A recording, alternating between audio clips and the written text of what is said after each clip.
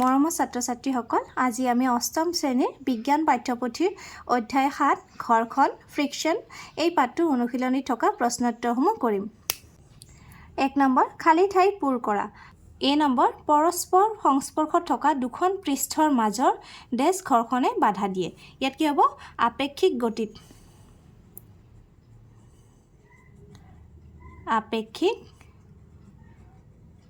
গতিত ঘৰ্ষণে বাধা দিয়ে।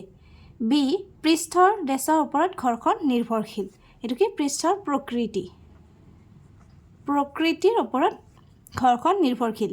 ঘৰ্ষণে ডেছ উৎপন্ন কৰে। ঘৰ্ষণে তাপ উৎপন্ন কৰে। কেৰাম বৰ্ডৰ ওপৰত পাউডাৰ ছটিয়ালে ঘৰ্ষণ কি হয় কমে। স্থিতি ঘৰ্ষণতকৈ পিছল ঘৰ্ষণৰ মান কি হয় কম হয়। এইকেইটা তোমালোকে বহীত এতিয়া ধুনীয়াকৈ লিখি লোৱা। ইংলিছত fill in the blanks. Friction opposes the dash between the surface in contact with each other. ইয়াত কি হ'ব relative motion.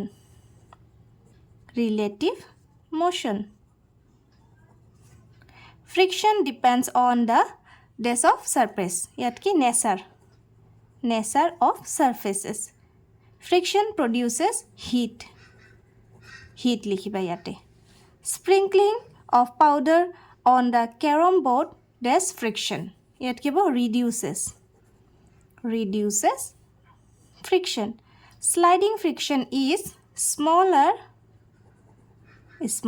than the static friction. 2 number চাৰিজন ছাত্ৰক ঘূৰ্ণি স্থিতি আৰু পিছল ঘৰ্ষণ বলৰ মান অধক্ৰমত সজাবলৈ কোৱা হ'ল। তলত উত্তৰ কেইটা উপস্থাপন কৰা হ'ল। কোনটো শুদ্ধ নিৰ্ণয় কৰা। অধক্ৰম মানে বেছিৰ পৰা কমলৈ সজোৱা। আটাইতকৈ ঘৰ্ষণ বলৰ মান কোনটোত বেছি স্থিতি। গতিকে ইয়াতে চোৱা স্থিতি কোনটো আছে এইটোত আছে স্থিতি। তেনেহ'লে স্থিতি তাৰপিছত পিছল আৰু শেষত কি হয় ঘূৰ্ণি। অপশ্যন চি স্থিতি পিছল আৰু ঘূৰ্ণি। 4 children were asked to arrange forces due to rolling, static and sliding frictions in a descending order. Their arrangements are given below. Choose the correct arrangement. Year answer আমি কি পালো static, sliding, rolling. 3 নম্বৰ ৰাবিয়াই তাইৰ পুতলা গাড়ীখন মাৰ্বলৰ শুকান মাৰ্বলৰ তিতা মজিয়াত পাৰি থোৱা বাতৰি কাকত আৰু টাৱেলৰ ওপৰেৰে চলাইছে। বিভিন্ন পৃষ্ঠত গাড়ীখনৰ ওপৰত ক্ৰিয়া কৰা ঘৰ্ষণ বলৰ মান ঊৰ্ধ্বক্ৰমত লিখিলে শুদ্ধ উত্তৰটো হ'ব ইয়াতে চোৱা কোনটো হ'ব ইয়াত অপশ্যন এ হ'ব মাৰ্বলৰ তিতা মজিয়া তাৰপিছত মাৰ্বলৰ শুকান মজিয়া বাতৰি কাকত আৰু টাৱেল এইটো হ'ব উত্তৰ। Alida runs her toy car on dry marble floor, wet marble floor, newspaper and towel spread on the floor. The force of friction acting on the car on different surfaces in increasing order will be etu ki paiso ami option A wet marble floor, dry marble floor, newspaper and towel. 4 number ধৰা হ'ল তোমাৰ লিখা ডেস্কখন কিছু পৰিমাণে হেলনীয়া। ইয়াৰ ওপৰত ৰখা কিতাপ এখন পিছলিবলৈ আৰম্ভ কৰিছে। কিতাপখনৰ ওপৰত প্ৰয়োগ হোৱা ঘৰ্ষণ বলৰ দিশ দেখুওৱা। Suppose your writing desk is tilted a little. A book kept on it starts sliding down. Show the direction of frictional force acting on it. ইয়াৰ উত্তৰ কেনেকৈ লিখিবা এইখন ডেস্ক যেনিবা আৰু ডেস্কৰ ওপৰত এইখন কি বুক ইয়াতে কি লিখিবা অসমীয়াৰবিলাকে কিতাপ।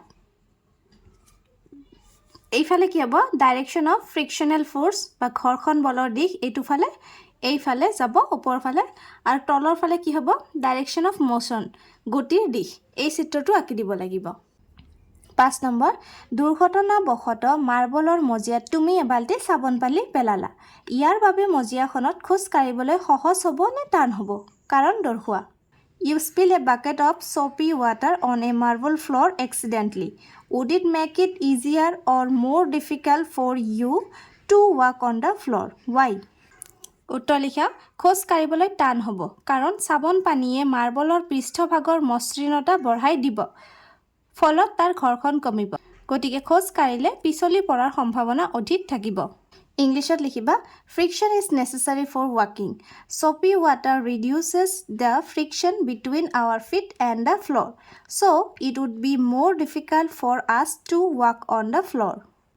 6 নম্বৰ খেলুৱৈসকলে গজাল থকা জোতা কিয় ব্যৱহাৰ কৰে ব্যাখ্যা কৰা Number 6 explain why sportsmen use shoes with spikes লিখিবা গজাল থকা জোতা পিন্ধাৰ ফলত মাটিত খোপনি পুতিবলৈ সহজ হয় ফলত জোতাজোৰ খেলপথাৰৰ পৃষ্ঠত পিছলি নাযায় হেহে খেলুৱৈসকলে গজাল থকা জোতা ব্যৱহাৰ কৰে ইংলিছত friction is necessary for walking Spikes increase the friction between the shoes and the ground, so they provide better grip on the ground, which makes running easier. 7 number ইকবালে পাতল বাকচ এটা আৰু সীমাই একে ধৰণৰ কিছু গধুৰ বাকচ এটা একেখন মজিয়াত ঠেলিব লগা হৈছে কোনে বেছি বল প্ৰয়োগ কৰিবলগীয়া হ'ব আৰু কিয় Iqbal has to push a lighter box and Sima has to push a similar heavier box on the same floor. Who will have to apply a large force and why?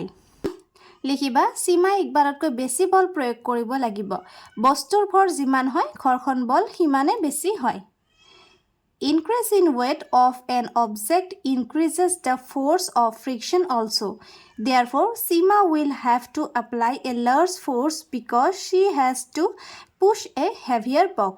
স্থিতি ঘৰখনতকৈ পিছল ঘৰখন কিয় কম ব্যাখ্যা কৰা Explain why sliding friction is less than static friction.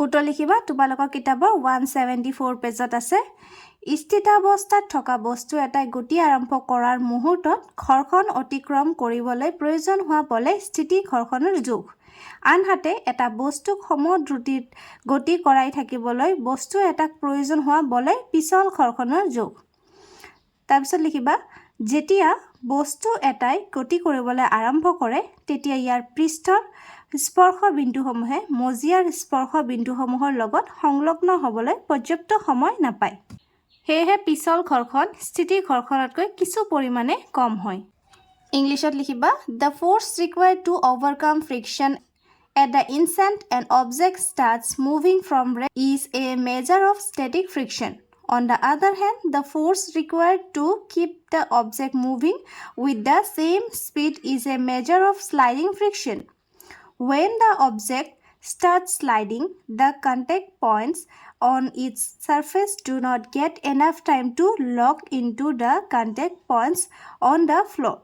So the sliding friction is smaller than the static friction. 9 number উদাহৰণৰ সৈতে দেখুৱা যে ঘৰখন শত্ৰু আৰু মিত্ৰ দুয়োটাই Give examples to show that friction is both a friend and a foe. প্ৰথমে লিখিবা বন্ধু হিচাপে ঘৰখনে খোজ কাঢ়িবলৈ সহায় কৰে ঘৰখনে লিখিবলৈ সহায় কৰে ঘৰখনে গতি হ্ৰাস কৰাত সহায় কৰে তাৰপিছত শত্ৰু হিচাপে ঘৰখনৰ ফলত বস্তু ক্ষয় যায় ঘৰখনে যন্ত্ৰ আৰু সঁজুলিৰ অংশবোৰৰ ক্ষতি কৰে ঘৰখনৰ বাবে অধিক বলৰ প্ৰয়োজন হয় ইংলিছত লিখিবা friction as a friend friction helps in walking it helps in writing it helps in fixing a nail on a wall friction as a foe friction produces heat in running machine it wears out shoe sole and tires 10 number তৰলত গতি কৰা বস্তুসমূহৰ কিয় বিশেষ আকৃতি থাকে ব্যাখ্যা কৰা Explain why objects moving in fluids must have special shapes. লিখিবা তৰলত গতি কৰা বস্তুসমূহৰ বিশেষ আকৃতি থাকিব লাগে কাৰণ তৰলৰ ঘৰখন বল আছে যদি বস্তুৰ আগটো জঙা আকৃতিৰ হয় তেতিয়া তাৰ ওপৰত তৰলৰ ঘৰখন কমি যায় ইংলিছত লিখিবা when objects move in fluids they have to overcome the friction acting on them so to reduce the friction objects moving in fluids must have special shapes আজিৰ ভিডিঅ'টি ইয়াতে সামৰিছোঁ আমি ফ্ৰিকশ্যন বা ঘৰখন পাত্ৰীৰ অনুশীলন থকা আটাইবোৰ প্ৰশ্নৰ উত্তৰ কৰিলোঁ আশা কৰিছোঁ তোমালোকে বুজি পাইছা ভিডিঅ'টো ভাল লাগিলে তোমালোকৰ বন্ধু বান্ধৱীৰ লগত শ্বেয়াৰ কৰিবা ধন্যবাদ